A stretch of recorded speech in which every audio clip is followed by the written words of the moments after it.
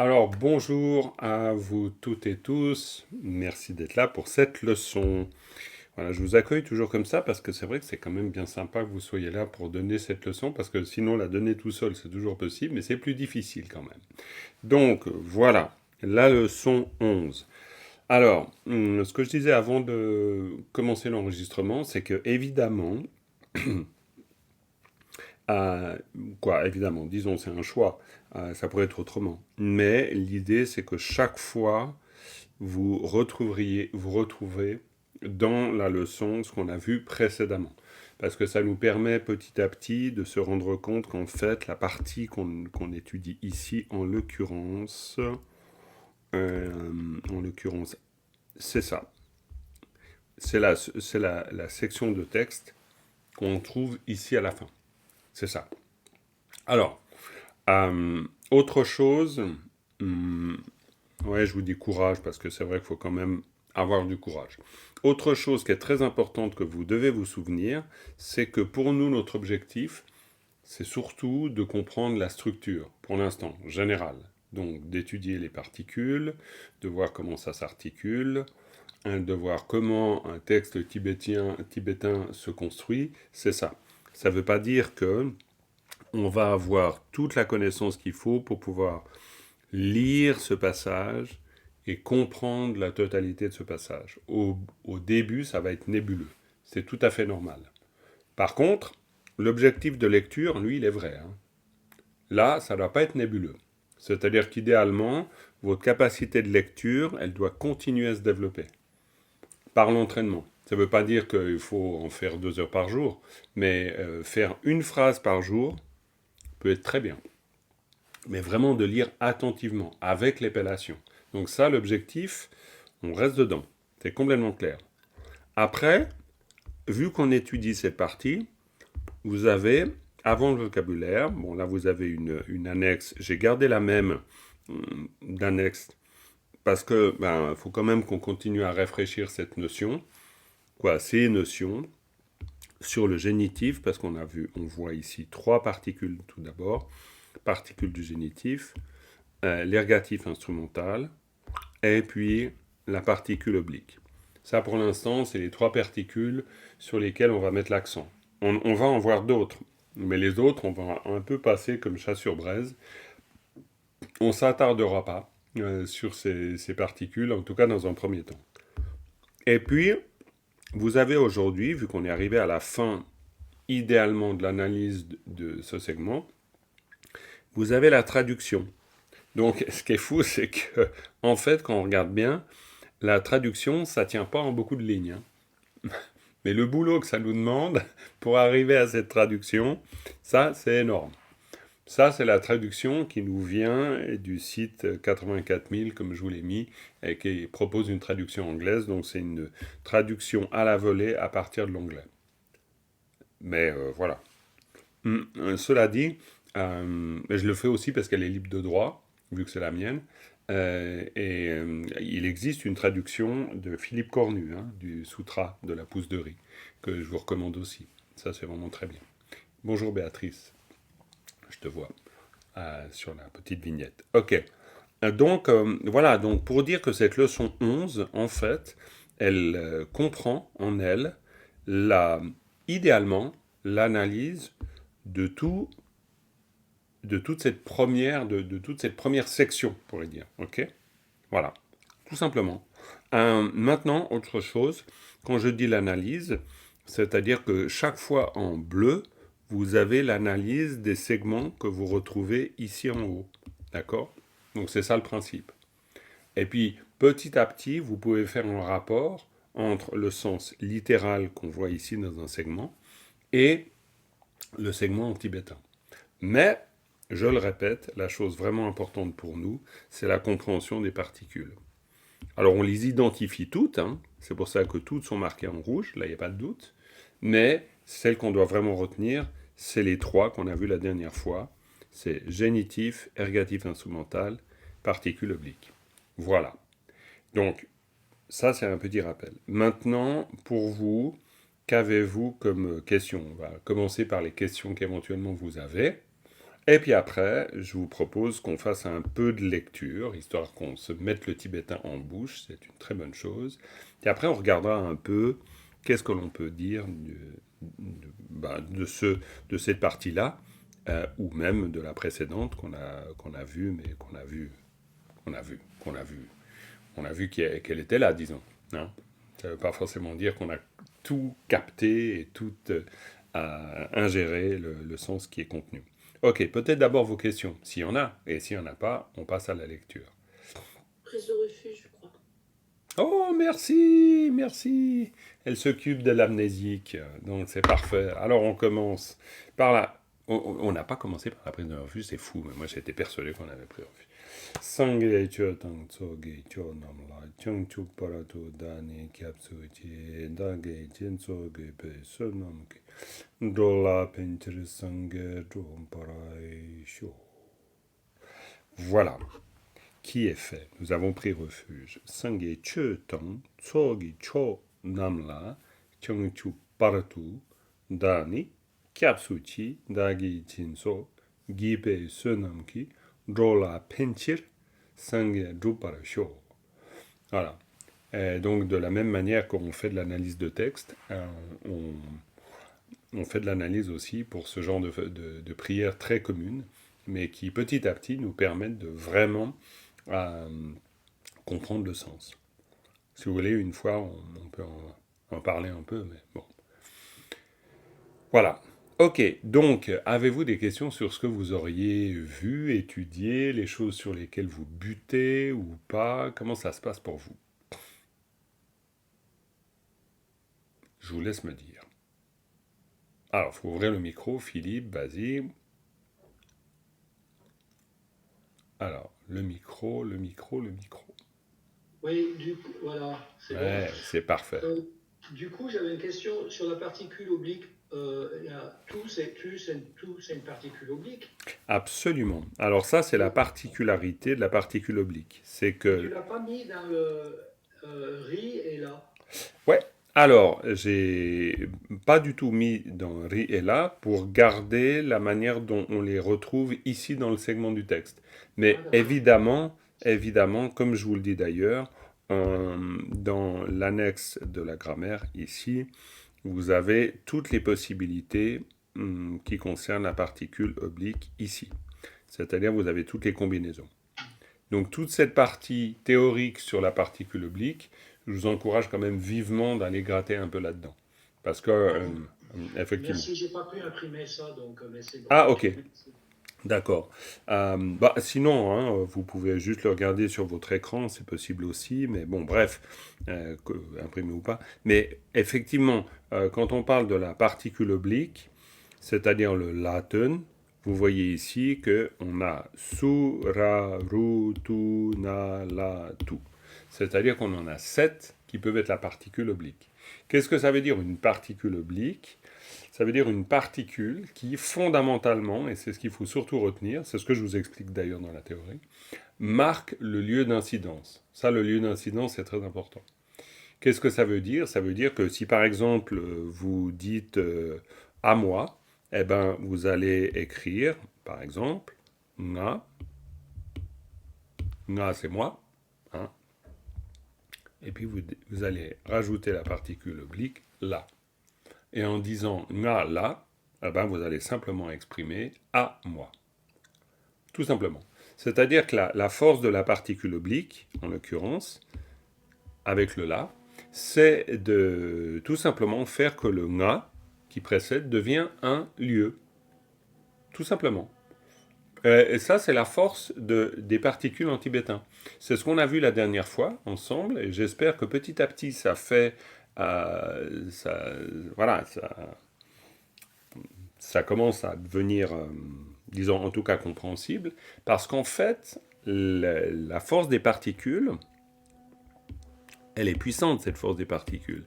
Pourquoi? Parce qu'elle va nous permettre de modifier, on peut presque dire, non pas modifier tout à fait le sens, mais modifier la fonction. On a n'importe quel élément suivi d'une particule, d'accord? Comme par exemple la particule là. Cette situation-là fait que le X est devenu un lieu à cause de la particule. Ok. Donc ça veut dire que c'est la particule qui a une incidence sur le X. Le X étant donné évidemment étant la valeur, quelques valeurs que l'on veut. Ça peut être un mot, un groupe de mots, une chaîne de groupes de mots, etc. Si par exemple vous dites allez apporter ou apporter du lait, admettons, apporter du lait chez la voisine qui se trouve en bas de la rue, tu verras à gauche après la maison de Pierre qui est l'oncle de ma tante, et bien tout ça, qui est une chaîne gigantesque de mots, groupes de mots, etc., est marqué par là, tout simplement. Parce que tout ça, du point de vue tibétain, au-delà du détail qu'on n'a peut-être pas capté, mais tout ça, c'est un lieu d'incidence. Donc apporter du lait à ça, à ce lieu. Donc lieu d'incidence dans le sens où la particule là, particule oblique, et ses différentes formes, va marquer le lieu d'incidence. C'est la force de cette particule, c'est son pouvoir. On pourrait dire que c'est comme des Pokémon. Les particules sont des Pokémon. C'est des cartes de pouvoir. Donc quand vous avez la carte là, donc la particule là, vous avez le pouvoir de transformer tout ce qui précède en lieu. Donc Paris devient un lieu. Mais ce qu'il y a, c'est que pour nous, en français, on est une langue qui est bourrée d'inductions. On induit beaucoup de choses. Il y a énormément d'impensés. C'est-à-dire, on a beaucoup de rapports inconscients avec la langue. Donc, pourquoi je dis ça? Je dis ça. Là, peut-être vous entendez la perceuse chez moi. Il y a une perceuse. Non, vous n'entendez pas la perceuse. Oh, mais c'est extraordinaire. Ça veut dire que mon micro est très directif. Il n'y a que moi qui peux bénéficier du plaisir du bruit de la perceuse et pas vous. C'est triste, ça, quand même. Bon, alors, pourquoi je vous parle de induit, beaucoup de sens induit? En fait, c'est assez simple. C'est pour dire que quand on dit Paris, pour nous, on est persuadé que c'est un lieu. Alors, plus ou moins persuadé, mais Paris, c'est aller à Paris. Paris, c'est une ville. Paris, c'est un lieu. Du point de vue tibétain, si X, c'est Paris, tant que vous n'avez pas mis là, derrière, hein, tant que vous n'avez pas mis là, Paris n'est pas un lieu. Jamais. Et c'est pour ça que la particule est un Pokémon. Parce que c'est que la particule qui fait que le Paris devient un lieu. Alors, pour Paris, c'est peut-être pas si évident, parce qu'effectivement, on est tellement habitué justement de penser que Paris est un lieu. Mais si on a Sylvie, là, qui est magnifiquement installée dans sa cuisine, jolie vignette, voilà. Et bien Sylvie, c'est pas sa cuisine, voilà. Donc c'était pas sa cuisine, vous voyez, c'est pas le lieu. Mais maintenant Sylvie, en tant que personne, on peut pas imaginer que Sylvie est un lieu. Mais pourtant, c'est aussi un lieu d'action si je donne un livre à Sylvie. Donc Sylvie n'est pas définitivement une personne. On ne doute pas que c'est une personne, évidemment. Mais à partir du moment où grammaticalement X est Sylvie et qu'on met un là, le là qui marque le lieu d'incidence, ça veut dire que le lieu de l'action, c'est Sylvie. Et Sylvie, dans ce cas-là, devient un bénéficiaire, évidemment. Ou un lieu d'action. Remettre le livre à Sylvie. Mais grammaticalement en tibétain, remettre le livre à Sylvie ou remettre le livre sur la bibliothèque, c'est pareil au même, du point de vue de la structure. Ça change rien du tout.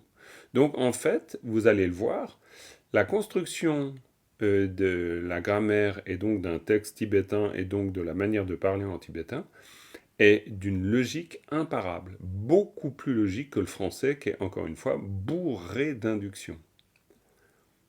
Et qui rend la maîtrise de la langue française. Heureusement qu'on est né francophone, parce que si on avait dû l'apprendre, je ne vous dis pas les dégâts. Hein. C'est très compliqué d'apprendre le français. C'est, je pense, plus simple d'apprendre le tibétain, sans aucun doute. Du point de vue logique. J'ai une autre Ouais. question, du coup. Ouais.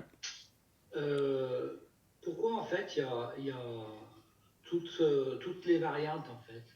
Alors, En fait, il suffirait de mettre là et ouais, ça c'est très indiquerait juste. le. C'est très juste. Alors, bah, la réponse à ça, c'est que dans la langue parlée, en général, on utilise beaucoup la forme là. Maintenant, dans les formes classiques, littéraires, on va utiliser d'autres formes.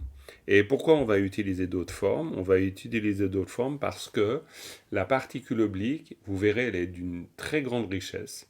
Et il y a certaines fonctions qui ne seront assumées que par certaines formes de la lettre, et pas par toutes.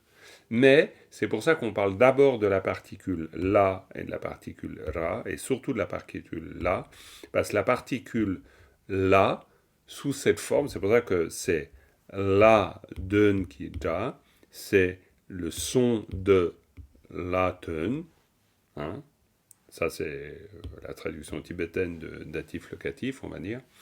Euh, le la va se retrouver dans beaucoup de situations. On pourrait dire que c'est le Pokémon le plus transversal qui soit. Alors qu'il y a certaines formes, comme par exemple sous, qui ne se retrouvera que dans certaines configurations, et pas dans toutes les configurations. Mais le la, on va le trouver dans toutes les configurations. Donc en fait, c'est simplement pour pouvoir exprimer des choses très fines. Donc en tibétain littéraire, on va se servir des différentes formes. Oui, Cathy, je vois que tu as levé la main. Oui, pardon. J'ai une question qui me taraude depuis un petit moment. Euh, bon, la particule oblique, je vois bien le sens, je comprends bien le sens. Par contre, ce qui m'interroge, c'est la signification de datif locatif. Mhm. Pour Alors, moi, là, c'est une énigme. oui, alors en fait, comme quoi j'aurais pu m'en passer, hein, parce que datif locatif, c'est une vieille manière d'en parler de cette particule. Et je me suis dit, tiens, si je vous en parle comme ça, peut-être ça va faire référence à deux, trois choses que vous avez entendues grammaticalement. Mais franchement, il n'y a pas du tout besoin de dire que c'est le datif locatif. Ça, c'est juste une ancienne appellation. Aujourd'hui, dans les manuels de grammaire un peu pointus, on parle de la particule oblique. Ce qui ne veut pas dire beaucoup plus clairement ce que c'est pour nous, parce que voilà, on n'a pas l'habitude de parler d'une particule oblique. Mais si on regarde le manuel de le clair miroir de Nicolas Tournâtre, il nous explique pourquoi l'oblique, alors j'ai oublié complètement, mais c'est pour ça qu'au bout d'un moment, on peut même presque se passer de ces catégories grammaticales occidentales et juste parler de Latin Gija. Et Latin Gija, c'est un Latin. Et un Latin, ça veut dire voilà, une particule qui marque le lieu d'incidence. Et ça, c'est surtout, voilà, c'est surtout ça qu'on doit retenir. C'est-à-dire que la fonction de la particule, c'est de marquer le lieu d'incidence. Ça, c'est très important. Voilà, et qui va faire que ça devient un bénéficiaire, etc. Mais franchement, on peut même carrément zapper sur datif locatif. C'est pas du tout important. Vraiment pas. Voilà. Donc, voilà pour. Y a-t-il d'autres questions? Parce que vous voyez, les questions, elles peuvent nous ouvrir sur plein de choses intéressantes. Non? Ok. Ben, par exemple, on parlait de la particule là.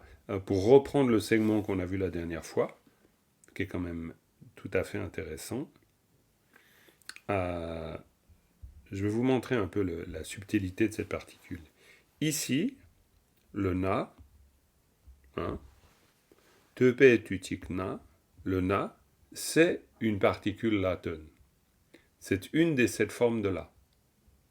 Alors évidemment, au début, on la voit, puis on se dit bizarre, c'est quoi cette histoire? Mais en fait, si vous regardez, vous avez cette parole, moi, au moment où je l'ai entendue, hein, vous avez ici, hein, chaque fois, vous avez la traduction du segment dessous. Donc si vous regardez la traduction, vous pouvez vous dire, tiens, au moment. Et donc au moment, le na, c'est une particule oblique. Donc là, c'est typique. Vous auriez, dans la langue parlée, vous pourriez dire là, au moment où j'ai entendu. De la même manière, on pourrait dire tu peux, tu tic là. Ça marcherait très bien. Ça va très bien. Par exemple, tu peux dire à 5 heures. Chute ngapala. Chute ngapala, c'est à 5 heures. Donc ça va très bien. Donc tu dis à 5 heures. Hein. Ngapa, c'est 5, cinquième. Mais ngapa là, c'est à la cinquième. Sous-entendu heure.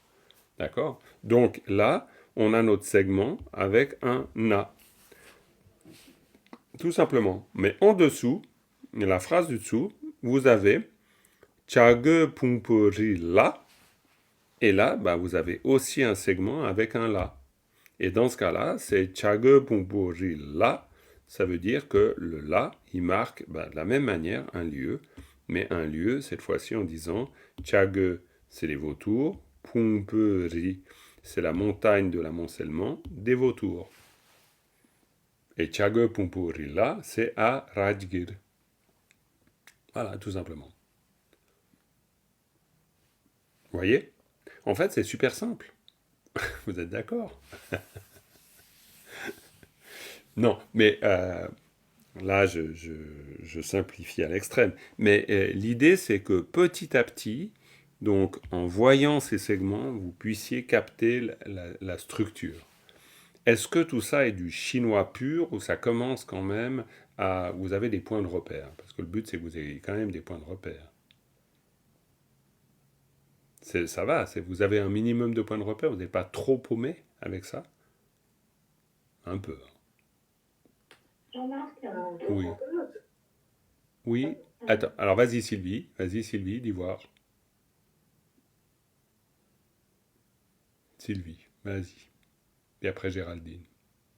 Ah, je t'entends plus. Oui, maintenant je t'entends. voilà. Je suis au micro, je suis pas dans la cuisine. Non, ça commence donc très gentiment. Ok, très bien, très bien. Après, il faut quand même un peu de temps entre deux, quoi, pour Ah non, arriver mais il faut du temps. Il faut vraiment du temps. Hein. Il faut vraiment du temps. Ouais.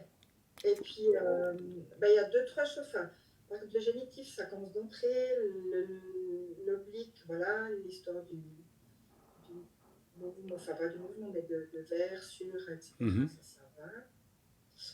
Ça commence d'entrée. Après, il y a l'ergatif instrumental, pour moi, là, c'est encore pas très clair, mais D'accord, on pourra. ça va. Ouais, ouais, bien sûr, mais ça va vraiment carrément venir. Il y a vraiment. On va pouvoir en parler aujourd'hui. De toute façon, pendant, je pense, peut-être même à la rigueur, la fois prochaine, je vous prépare pas de nouvelles leçons, de nouveaux supports, pour pouvoir un peu gratter dans tout ce qu'on a. Parce que bon, c'est vrai que je suis toujours un peu. Je suis un peu comme ma maman. Je prépare à manger pour 10. Bon, paix à son âme, elle est plus de ce monde, mais elle était toujours à préparer pour 10 alors qu'on était 3 à table. Donc je suis un peu comme elle. Ça doit être le côté italien de l'affaire. Mais du coup, j'en mets un peu beaucoup. En même temps, il n'y a pas objectivement énorme, mais le problème, c'est qu'il y a énormément de nouvelles notions. Donc il faut prendre le temps pour pouvoir les intégrer. Alors Cathy, je vais te donner la parole, mais il y a Géraldine qui voulait ouvrir le micro, je crois, avant. Oui, merci Jean-Marc. Pas de quoi, Géraldine. En fait, dans l'exemple qu'on vient de voir, Mhm. le I, donc ça c'est génitif, on ne le prononce pas. Alors, si on parle de ce segment-là, hein, prenons ce segment-là, donc on le prononce... C'était pas celui-là, mais c'est pas Ok, grave. ben c'est pas grave, on prend celui-là. Oui, c'était Ben, très celui-là. bien. Donc on le prononce légèrement. Chage, pumperi-la, mais c'est vraiment léger. Si on le lit lentement, pumperi. Mais sinon pumperi. Pumperi. Donc, mais, attention, vu que le génitif est une particule morphologiquement variable, donc il a d'autres formes. Donc si tout à coup ici, parce que là, pourquoi on l'utilise? C'est parce que ici, la syllabe qui précède, comme vous le voyez, cette syllabe qui précède, elle n'a pas de suffixe. Et parce qu'elle n'a pas de suffixe, on utilise cette forme-là du génitif. D'accord?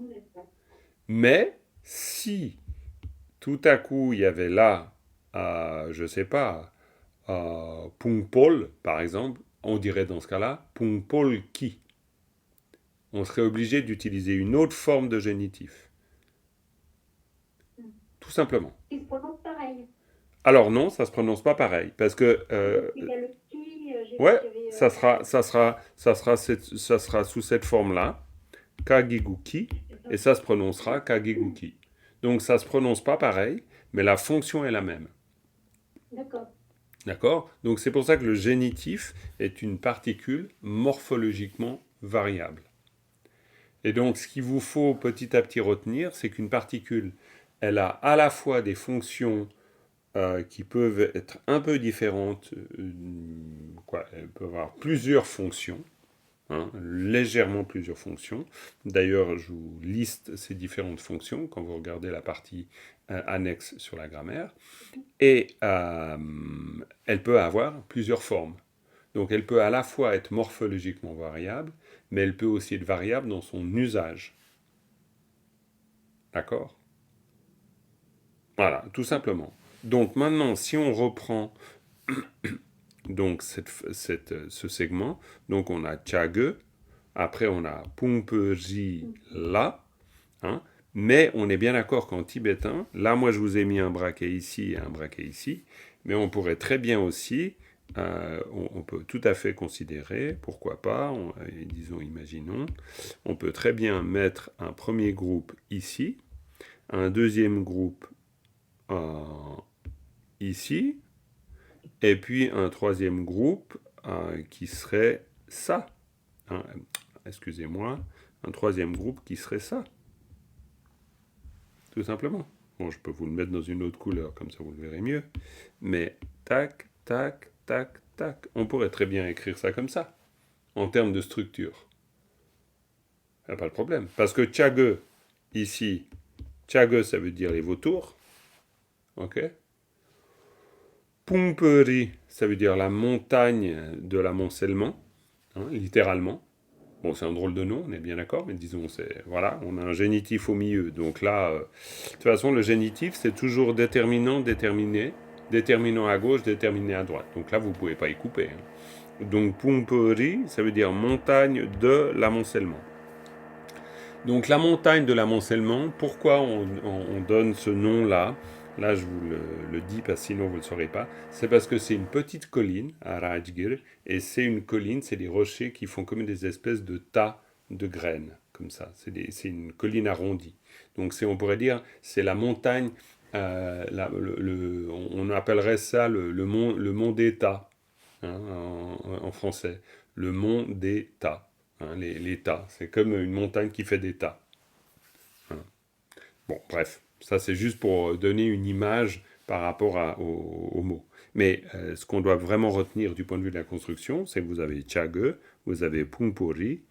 Bon, alors Chage, vu que vous avez vautour, bon, alors bien sûr au début, pour comprendre le sutra, ben voilà, il y a du contexte, et puis au début, vous pouvez très bien dire, bon ben voilà, il y a une montagne où il y a des vautours au sens propre. Mais évidemment, c'est plutôt la montagne où se rassemblent les vautours. Hein. Mais on pourrait aussi imaginer que c'est la montagne où se rassemblent les vautours, dans le sens où Pungpo, ça veut dire aussi rassemblement. Donc c'est difficile de savoir si c'est la montagne qui a une forme de tas ou si c'est la montagne qui permet le rassemblement des vautours. Ça, après, il peut y avoir des doutes là-dessus. Mais je veux dire, ce niveau de doute, pour l'instant, on s'en passe. Hein. Pour l'instant, pour nous, on a vautour, ok, puis on a Pumpori, c'est-à-dire la montagne de l'amoncellement, et puis on a La, qui est une particule oblique et qui nous dit simplement qu'on est en train de parler d'un lieu. On n'est pas en train de dire ce que c'est, on est en train de dire c'est où. Et puis c'est où, on est surtout en train de dire que la suite se rapporte à ça. C'est-à-dire on est en train de dire du genre, je ne sais pas, Tsering et Tashi sont partis à Chage Pumpori. On est en train de dire ça. On n'est pas en train de dire autre chose. Ok? Donc c'est très simple. Du point de vue, c'est très simple. C'est très simple si on ne se prend pas les pieds dans le tapis. Et au début, il faut vraiment faire que ce soit simple. C'est-à-dire, il faut vraiment faire que quand vous étudiez, vous soyez sans arrêt. Et c'est pour ça qu'au début, je dois passer beaucoup de temps à vous donner la méthode. Vous devez faire l'effort consciemment de chaque fois revenir à la fonction de la particule. Pour ne pas vous prendre le pied dans le tapis, justement. Et prendre le pied dans le tapis, ça veut dire vouloir tout de suite comprendre le moindre détail de ce qui constitue le segment. Alors là, ça peut devenir casse-gueule. Parce que si vous prenez un dictionnaire, par exemple, et vous regardez chaque mot, vous n'allez pas vous en sortir. Ça sera impossible. Ça, j'ai perdu des années à vouloir comprendre les textes de cette manière-là. Donc ne faites pas cette erreur. C'est beaucoup plus important au départ de comprendre la structure du texte. Mais pas du tout de vous enferrer dans la compréhension de chaque petit élément de compréhension. Ça ne sera pas possible. C'est pour ça que l'accent il est mis sur les particules. Parce que les particules, c'est vraiment honnêtement, les particules, si on devait imaginer un dessin, ce serait ça. Les particules, on aurait, voilà, on aurait des carrés, paf. Voilà, et puis les particules, c'est simplement, hop, les liens qu'on met entre les carrés. C'est ce qui nous permet de faire le petit train. C'est pas autre chose. Donc, connaître le sens des particules, c'est connaître les articulations qu'il y a entre tous les éléments de la phrase. Et c'est ça qu'on étudie.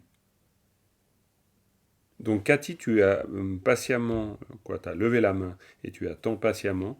Donc, quelle est ta question ? Alors, du coup, elle a disparu, Cathy. Du coup, j'ai disparu. Mais vous m'entendez. Mais on t'entend très bien, Cathy. Puis Voilà, tu peux réapparaître. C'est le miracle de la technique, c'est que tu peux apparaître et disparaître. Alors. Donc, mes souvenirs de grammaire étant particulièrement anciens. Oui, les miens aussi, d'ailleurs. Voilà. Donc, alors, je vais m'y remettre. Ça, c'est pas... Voilà. Mais par contre, j'ai une question concernant la particule génitive sur la leçon précédente, sur la page 3. Donc, la particule génitive relative qui a deux fonctions, l'une casuelle et l'autre non casuelle. Ouais. Là, j'ai aussi d'un éclairage parce que j'ai un peu cherché. Oui. Ça ne m'a pas éclairé du tout. Tout à fait. Alors ça, je vous ai mis l'extrait du clair miroir. Alors ça m'éclaire pas beaucoup non plus, hein, je dois t'avouer. Mais c'est simplement, on pourrait dire, par correction par rapport à la source, vu qu'il parle de casuel et non casuel. Ce qui veut dire par là, c'est que, en gros, mais c'est vraiment en gros, il y a un certain nombre de cas en tibétain et il y a un certain nombre de particules qui se retrouvent dans les cas qui sont des cas, par exemple, datif, locatif, génitif, etc. Ça, c'est des cas. Donc, il y a certaines particules qui se retrouvent dans ce genre de cas. Et puis, il y a des particules qui, par exemple, ne se retrouvent pas dans les cas classiques. Typique, une situation adversative, par exemple. Alors ça, la situation adversative, ça ne sera pas reconnu comme un cas au sens classique de la langue tibétaine. Mais attention, sous réserve de vous dire des grosses bêtises. Mais en gros, c'est ça. Mais voilà, c'est surtout que pour tout ce qui est la grammaire, j'ai tendance à citer de manière, parfois exhaustive ou parfois condensée, le clair miroir. Justement pour pas faire trop de bêtises, quitte à parfois faire qu'il y ait un peu des énigmes, mais au moins vous avez la source à partir de laquelle vous pouvez gratter et petit à petit on va finir par l'éclairer. Mais comme ça on sait d'où on parle. Parce que c'est pas moi qui vais réinventer la grammaire, ni les catégories, etc. Parce que c'est trop compliqué après. J'ai tout simplement pas cette connaissance. Donc je m'appuie sur le clair miroir pour ça. Mais, par contre, chaque fois que ça semble un peu bizarre et abscon, alors par contre, ce que je fais, c'est que je vous donne toujours la fonction essentielle de la particule. Et pour vous, pour l'instant, c'est la fonction essentielle qui nous intéresse. C'est-à-dire pour le gelda, pour le génitif, et gelda, c'est sa fonction déterminant-déterminée. Ça, c'est vraiment la fonction essentielle. Je dirais presque qu'à partir du moment où vous avez ça, vous avez l'information qu'il vous faut. Le reste, vous n'avez pas tout de suite besoin de toute l'information. Il y a souvent une grande partie de l'information que je vous donne, c'est pour que vous l'ayez. Mais ça ne veut pas dire que vous allez vous en servir tout de suite. C'est pour vous donner, on pourrait dire, la wide picture, c'est pour le contexte en large. Et puis comme ça, petit à petit, ça pose des graines. Et puis, on finit par voir se dessiner de manière plus en plus claire ce paysage. Mais maintenant, ce que je vous propose, c'est Sylvie qui m'en a donné envie, finalement. C'est de me parler de l'ergatif instrumental, en disant que ça vient petit à petit. Mais on pourrait voir ça, parce que là, on a un magnifique exemple dans le segment qu'on a vu la dernière fois. Hein, non pas celui d'aujourd'hui, mais on retrouverait certainement ça aujourd'hui. Mais on a la fameuse formule, qui est la formule de départ de tout sutra qui se respecte. D'ailleurs, la formule complète, c'est ça. Ça, c'est la formule complète au début de tous les sutras, en gros. C'est Dike, Dagi, Tepa, Tuchigna. Un jour, j'ai entendu. C'est le jadis, j'ai entendu. Hein, c'est le jadis, j'ai entendu, et qui nous permet de citer une citation. Plutôt de citer une situation. Pas de citer une citation, mais de citer une situation. Pourquoi ? Parce que les sutras, c'est là l'intérêt des sutras aussi, les sutras, c'est toujours une mise en scène. C'est-à-dire, on va toujours mettre en scène, en général, un grand bodhisattva, pour les sutras du Mahayana, et le Bouddha. Et en fait, le sutra va raconter un épisode. C'est les épisodes, on pourrait très bien dire que les sutras sont les épisodes de la vie du Bouddha. Alors, dans les sutras du Mahayana, c'est moins frappant que dans les sutras du Hinayana, où là, clairement, on voit vraiment le Bouddha, il était là, assis sous l'arbre, voilà, dans telle ville, etc. On est dans un rapport plus standard, en termes de récit, disons qui nous ressemble plus. Dans les sutras du Mahayana, c'est des fois un peu plus éloigné de notre réalité. Mais en l'occurrence, pour le sutra de la pousse de riz, non. En fait, pour le sutra de la pousse de riz, c'est une situation qui est très commune. C'est-à-dire, le Bouddha, il est simplement, a priori, soit en train de marcher dans une rizière, soit, là, on parle de base du riz. Quoi. Donc du riz, donc d'une pousse de riz qu'on voit dans le paysage. Mais le début donc du sutra, c'est toujours le récit, hein, donc toute cette partie, c'est toujours l'entrée en matière en disant « moi j'ai entendu ». Et c'est là où on en arrive à l'ergatif instrumental. C'est-à-dire que si je prends ça, d'accord, vous voyez, hop, donc là je vous ai fait une autre structure, c'est-à-dire qu'il faut vraiment que vous ayez toujours présent à l'esprit que cette idée-là des petits braquets, ça, c'est juste comme ça. Je veux dire, c'est pas par hasard, je les sors pas comme ça de mon chapeau, mais j'aurais très bien pu faire tenir donc tout cet élément dans un plus grand cadre, c'est-à-dire celui-là en rouge. Ok ? Donc c'est toujours un enchevêtrement de poupées russes. Hein. J'utilisais cette image dans le cours précédent, mais c'est vraiment ça. C'est vraiment des poupées gigognes, on pourrait dire. C'est vous faites rentrer des boîtes dans des boîtes, dans des boîtes, dans des boîtes, dans des boîtes, dans des boîtes. Ok ? Donc, si on regarde cette première boîte, donc, jadis, j'ai entendu. J'ai entendu quoi ? Et c'est là où le tibétain est toujours égophorique. Pourquoi ? Parce que quand vous dites j'ai entendu, il y a toujours un sous-entendu. Il y a le sous-entendu que vous entendez forcément quelque chose. Ça semble une évidence, mais vous avez dû entendre quelque chose. Vous n'avez pas rien entendu. C'est pas possible. Pourquoi ? Parce que un agent, il est toujours lié à une action ou à un objet. Et ça vient de... Alors, c'est d'abord notre expérience ordinaire de la réalité, ça c'est clair, mais ensuite, du point de vue bouddhiste, ça c'est typique d'une explication de l'Abhidharma. C'est-à-dire, vous ne pouvez pas avoir une conscience sans son objet. C'est impossible. Vous avez toujours une conscience sensorielle qui se rapporte à son objet. Tout le temps. C'est une grosse évidence, hein, mais une fois qu'on a dit cette évidence, on se rend compte de l'impact de cette évidence. C'est énorme. Et le premier impact, c'est de nous rendre conscients des processus mentaux dans lesquels on est impliqué. Sinon, on n'est pas conscient. Le but de l'Abhidharma, c'est de nous rendre conscients de tous les processus mentaux qui sont les nôtres. Donc quand on dit « j'ai entendu », jadis, j'ai donc forcément entendu quelque chose. C'est-à-dire qu'il y a donc forcément un objet qui est l'objet de ma conscience auditive. Donc j'ai entendu un propos, j'ai entendu un son, j'ai entendu une voix, j'ai entendu tout ce que vous voulez. Et regardez comment le tibétain est très synthétique. Ici, on dit quoi? On dit dike. Et dike, alors ça veut dire cette voix. Mais littéralement, si vous prenez juste ce segment, vous voyez que, vous voyez que quoi? Vous voyez que vous avez dit et vous avez que. Ok? Vous êtes d'accord? Je zoome. Vous avez dit et vous avez que.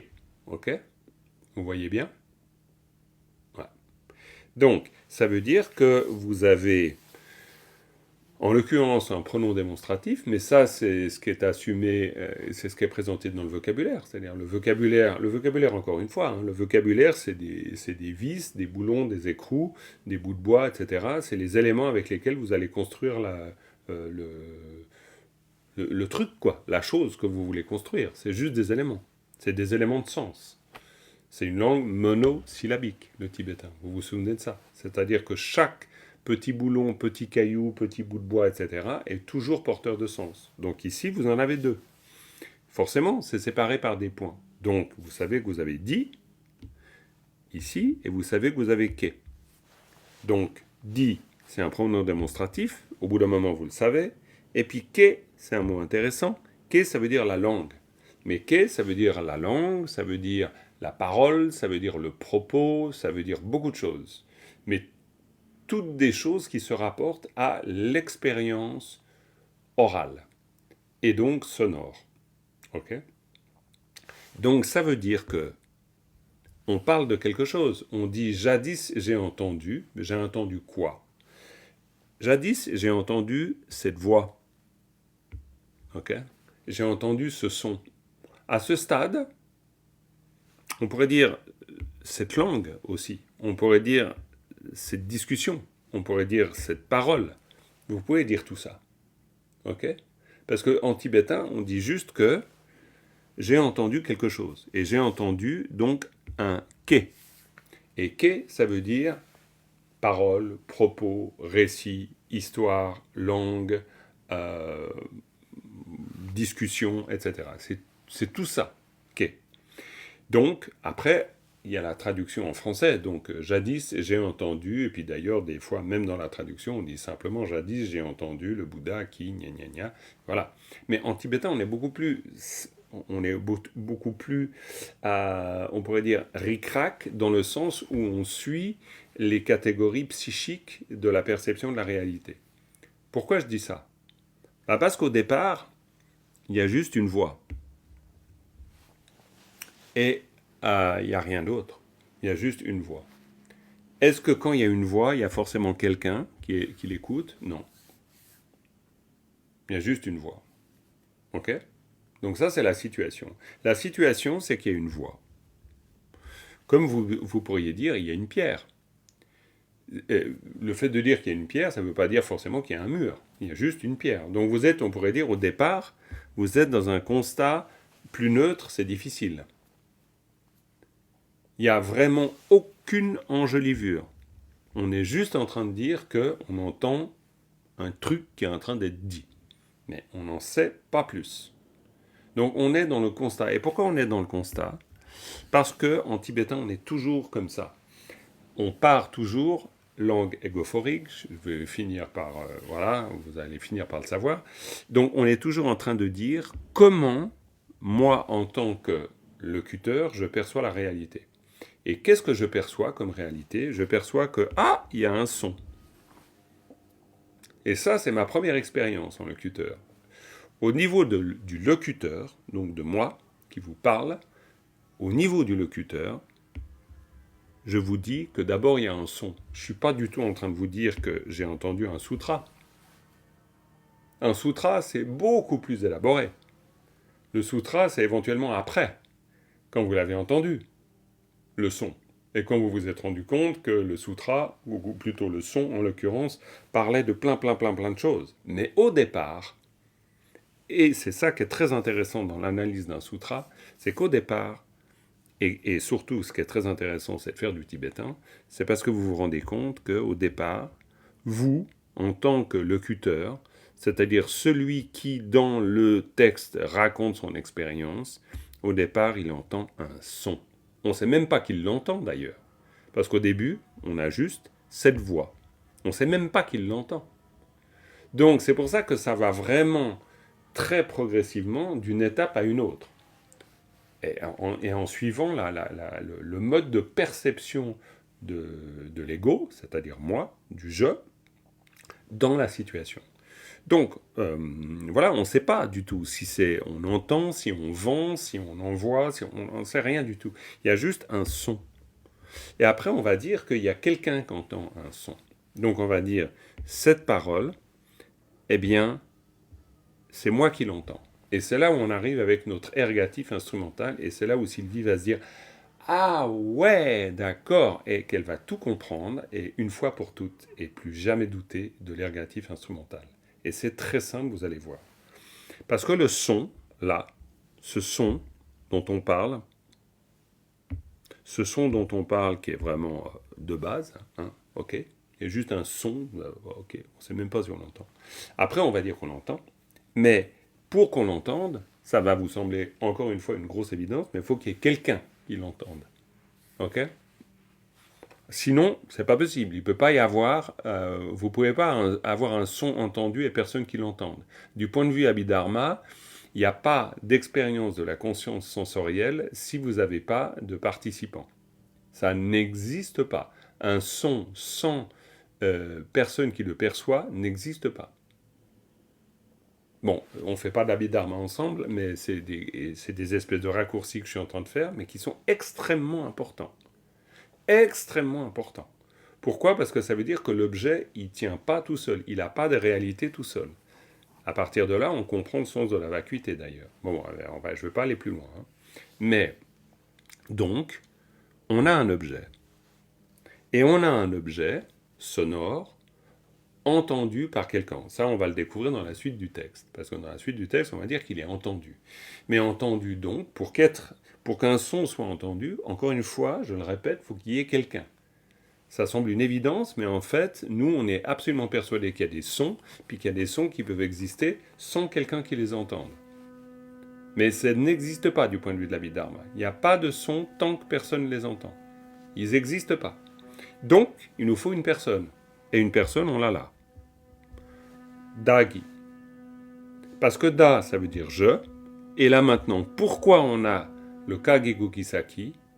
Parce que, justement, cette personne-là, elle fait quelque chose. C'est-à-dire, elle fait qu'elle entend. Et c'est pour ça qu'on a besoin d'une particule. Parce que notre locuteur, là, je veux dire, plutôt, l'auditeur, qui entend le son, quand il entend le son, ça veut dire qu'il est en train de produire une action. Vous êtes d'accord ? Donc, il est l'instrument de l'audition. Vous êtes d'accord ? Ergatif instrumental, c'est-à-dire qu'il est le participant de l'audition. Ok ? Donc, pour l'exprimer, on utilise une particule. Parce que sinon, imaginez 2 secondes, et vous allez vite comprendre l'importance. Imaginez 2 secondes que plutôt que du qui, vous enlevez le qui et vous mettez un la. Ok, vous avez changé de particule. Hein ? On a parlé avant de la particule oblique. Vous êtes d'accord ? Donc on a dit que la particule oblique, elle marque le lieu d'incidence. Ok ? Donc dans ce cas-là, est-ce que ce je, et c'est la question que je vous pose, est-ce que ce je, c'est celui qui entend ou c'est celui qui reçoit quelque chose ou est bénéficiaire de cette parole ? Deuxième cas de figure. Exactement. À cause de la particule ici, on est sûr que le propos s'adresse à lui.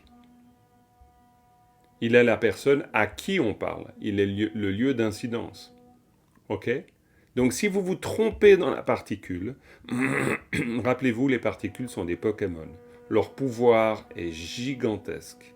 Sans la particule, Da, c'est rien du tout. Notre je n'est rien du tout. Pourquoi? Parce que pour que le je devienne quelque chose, devienne quelqu'un, c'est-à-dire devienne un interlocuteur ou devienne un acteur, il faut qu'on l'ait précisé avec une particule. Si on n'a pas précisé avec une particule, il n'est rien du tout. Il est juste un je, perdu dans l'espace. Donc il n'existe pas. Il n'existe que en rapport à la relation qu'il entretient avec tous les autres éléments du discours. C'est pour ça qu'en faisant du tibétain, on fait de la philosophie, et on fait plus que de la philosophie, on fait du dharma. On ne fait pas autre chose. On fait vraiment du dharma. Mais vraiment. On voit que le je n'existe pas. Ouais, Philippe? En fait, dans le cas du ki, en fait, ça cristalliserait le phénomène du saut. Alors, ça cristallise le phénomène, on peut le dire comme ça, mais ça donne aussi une existence au Da. C'est-à-dire, ça lui donne une existence de quelqu'un qui écoute, d'écouteur. D'accord? Alors, on est bien d'accord que celui qui écoute, ça peut aussi être à celui-là qu'on s'adresse. Ça, c'est possible, mais il faudra que le texte le dise. Pour l'instant, on a un rapporteur, on a quelqu'un qui dit « j'ai entendu ça ». Mais on n'a pas quelqu'un qui nous dit « à moi, il m'a dit ça, le Bouddha ». C'est autre chose. On a quelqu'un qui nous dit « j'ai entendu ça ». On ne sait pas encore du tout quelle est l'identité du Da. Pas du tout. On est, comme je vous disais, en tibétain, on est très systématique. On ne va pas trop vite en besogne. On n'est pas dans une langue comme le français où on induit. Donc dans une langue comme le français, j'ai entendu une histoire, j'ai entendu ça, on est en train de on est dans le flou. Et on ne sait pas si c'est, je l'ai juste entendu, ou est-ce que c'était pour moi, ouais. Non mais t'as entendu cette histoire? On ne sait pas du tout si je l'ai reçue pour moi, si c'était une information qui m'était adressée ou pas, je ne peux pas. Ou est-ce que je suis simplement rapporteur d'un truc que j'ai entendu? Je ne le sais pas. Je vais devoir le préciser. En tibétain, là, je l'ai déjà précisé. Et en disant rien d'autre qu'en utilisant une particule. Je n'ai rien fait d'autre. Rien du tout. Pourquoi? Parce que ici... Attends, j'ai juste... Hop, hop, non. Hop. Voilà, et hop. Voilà. Ici, en utilisant une particule, j'ai donné son sens à ce qui précède. Donc, en disant cette parole, eh bien, c'est moi qui. Alors, c'est moi qui l'ai dite, c'est moi qui l'ai entendue, c'est moi qui l'ai rapportée. Ça, je ne sais pas encore. Je ne sais pas du tout encore. Je sais simplement que le moi, c'est-à-dire le je, est devenu un acteur de quelque chose. Et pour connaître le sens de son acte, eh bien, il faut que je regarde, je prends un peu de hauteur, donc je dézoome, au sens propre, et du coup, eh bien, j'ai la suite. C'est-à-dire qu'ici, j'ai la suite qui concerne l'action de celui-là. Et qu'est-ce que c'est la suite? Eh bien, c'est tepa. Et tepa, c'est quelque chose entendu. Donc, on sait que celui-là, on ne sait pas encore très bien ce qu'il a fait de ce qui était entendu, mais il est en rapport avec quelque chose qui est entendu. Et donc, ça nous fait penser que celui-là, eh bien, Tuchikna, à un moment donné, il a entendu. Voilà ce qu'on sait. À ce stade, on n'en sait pas plus. On sait qu'il a entendu quelque chose à un moment donné. Et qu'est-ce qu'il a entendu? Il a entendu ça. Cette parole, moi, entendu à un moment donné. Alors effectivement, après en français, ça donne autre chose. Mais en tibétain, c'est juste tic, tic, tic, tic. Et pourquoi? Parce que d'abord, il y a cette parole, très neutre. Après, il se trouve qu'il y a quelqu'un qui l'entend, cette parole, donc c'est autre chose. Après, on précise qu'effectivement, il l'entend, c'est pas lui qui l'a dit, c'est lui qui l'entend, parce qu'il aurait très bien pu la dire aussi, hein, et pas forcément l'entendre. Et puis ensuite, ben, c'est hier, c'est demain ou c'est aujourd'hui. Ben, en l'occurrence, c'est à un moment donné. Et on ne sait pas quand. C'est juste un moment donné. Et donc, on a situé notre pièce de théâtre. Et ensuite, le sutra peut se dérouler, parce qu'on a situé les éléments de base d'une scène. C'est une scène. On a ouvert la scène. On a ouvert la scène parce qu'il y a un élément qui va constituer la scène. Il y a quelqu'un qui se trouve à entendu ce propos et ça s'est passé à un moment donné.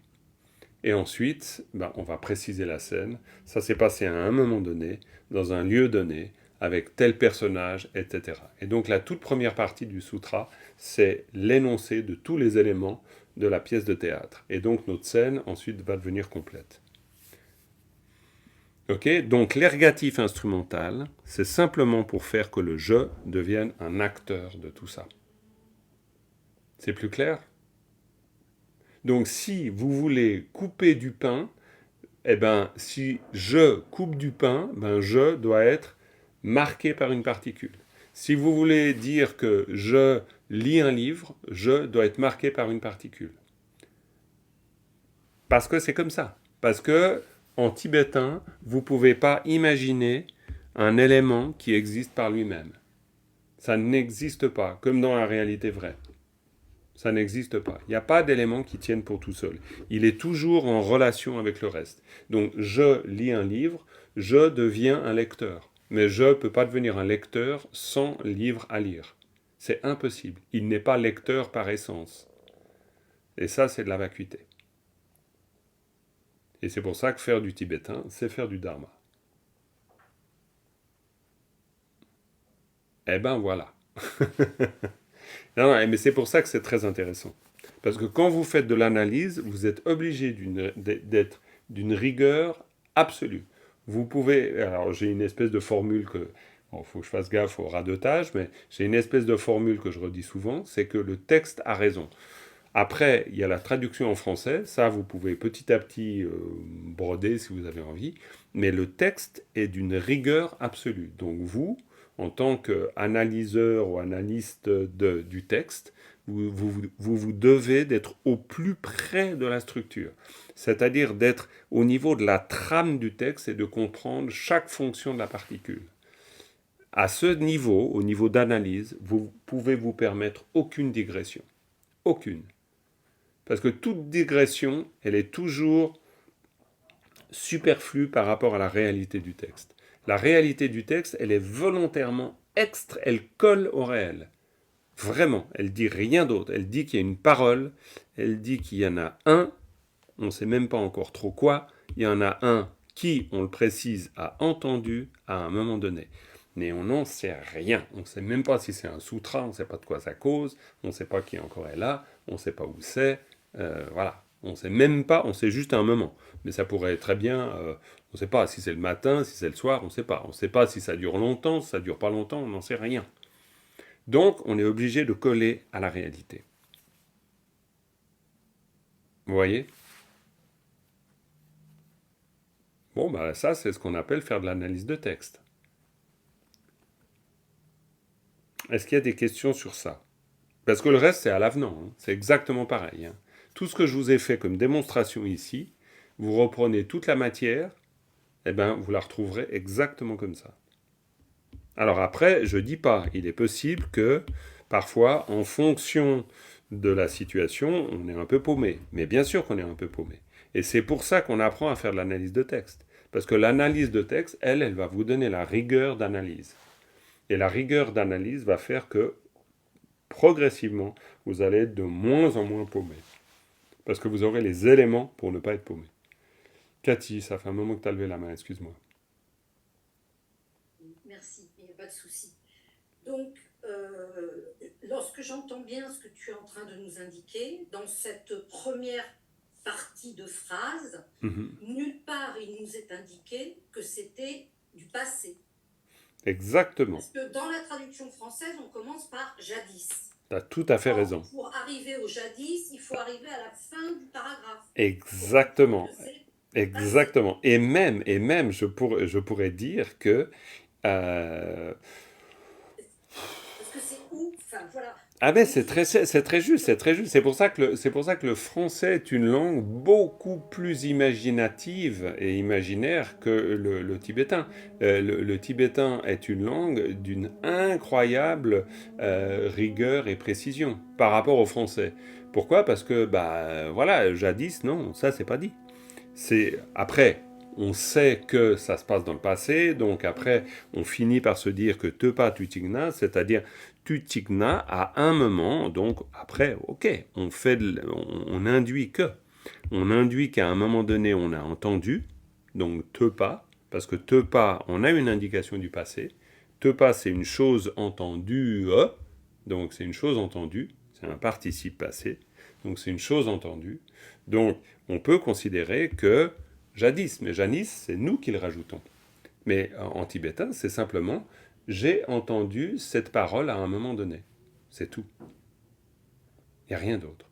Donc c'est clair qu'il y a beaucoup de textes tibétains qui sont traduits où il faut vraiment rester attentif au fait que cette traduction est une proposition et on pourrait largement en faire une autre. Alors, après, la beauté d'une traduction, elle tient à la fois dans son exactitude et dans son invention pour essayer de nous rendre le sens. Mais elle se doit au départ d'être d'une absolue rigueur. Parce que sinon, alors, elle trouve ses solutions dans l'imaginaire, mais pas dans le réel. Et ça, c'est bien malheureusement souvent le cas. C'est-à-dire qu'il y a des tas... Quoi, là, vous allez voir. Hein. En faisant de l'analyse de texte, vous allez tout à coup vous dire « Waouh, mais attends. » Mais là, non, là, on le suppose. Oui, il y a des...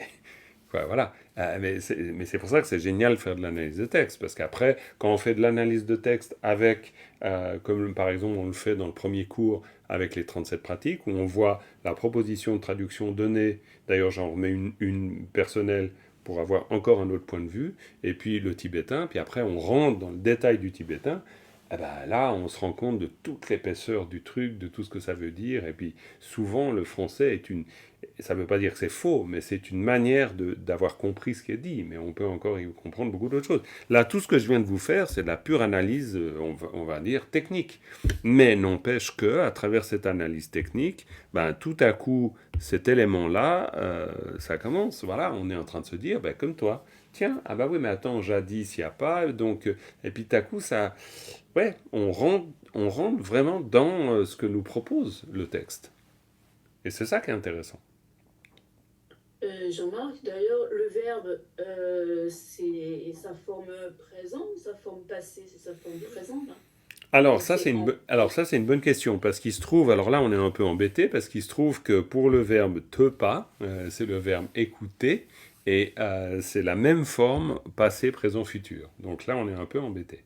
Mais dans certains cas, il y a une forme effectivement liée au passé, ou au présent, ou au futur. Au maximum, il peut y avoir 4 formes. Passé, présent, futur, impératif. Il ne peut pas y en avoir plus. Après, il peut y avoir des verbes de volonté, volitif et non volitif. Là, il peut y avoir plus de formes. Parce qu'un même verbe, comme par exemple casser, ça peut à la fois être un verbe volitif. Pourquoi? Parce que le je acteur a cassé volontairement une tasse, hein, par exemple, ou le je acteur a cassé involontairement une tasse. Et dans ce cas-là, on a un verbe différent. Parce qu'en tibétain, justement, langue égophorique, on se doit d'avoir un verbe qui nous parle de la réalité. Quand en français vous dites j'ai cassé la tasse, bah ouais, vous dites j'ai cassé la tasse, mais on ne sait pas du tout si c'est volontairement ou involontairement. En tibétain, on le sait. Dans la phrase. Il n'y a pas besoin de dire j'ai cassé la tasse, mais j'ai pas fait exprès. C'est pas possible. Dans le mot, on sait. Ce qui donne parfois, pour un francophone qui parle en tibétain, qui donne parfois des situations assez cocasses. Parce qu'il y a des fois où vous avez l'impression d'être précis, mais malheureusement, vous avez induit un sens. Si vous dites par exemple « je ne l'ai pas dit », suivant l'auxiliaire verbal que vous utilisez, ça peut faire penser à l'autre que vous avez volontairement pas voulu le dire. Ou alors, ça peut vouloir dire que vous avez oublié de le dire. Dans, dans, dans une phrase, tu lui as dit, ah non, je ne lui ai pas dit. Alors, bien sûr, il y a l'expression visuelle, etc. Pas de souci, Sylvie. À bientôt. De toute façon, on est au bout du cours, donc on doit arrêter là. Mais vas-y, file. Merci d'avoir été là. Bye bye. Mais voilà, donc il peut y avoir des quiproquos assez rigolos. Parce que tu lui as dit, non, je ne lui ai pas dit. Mais pourquoi tu lui as pas dit? Bah, parce que j'ai oublié. Ah ouais, mais je t'avais dit de lui dire. Et puis, ce genre de choses, alors en tibétain, ça peut être, mais pourquoi tu lui as pas dit? Je t'ai dit de lui dire. Tu voulais pas lui dire? Mais non, c'était pas que je voulais pas lui dire, je lui ai juste pas dit. Et puis ça, ce genre de quiproquo, avec un interlocuteur tibétain, ça peut vraiment exister. Moi, j'ai eu le cas. Où heureusement, il y avait une tierce personne qui m'a dit, aïe, aïe, aïe, attention, si en tibétain tu dis comme ça, l'autre, il va comprendre que tu as volontairement pas voulu le dire. Et là, il comprendra pas pourquoi.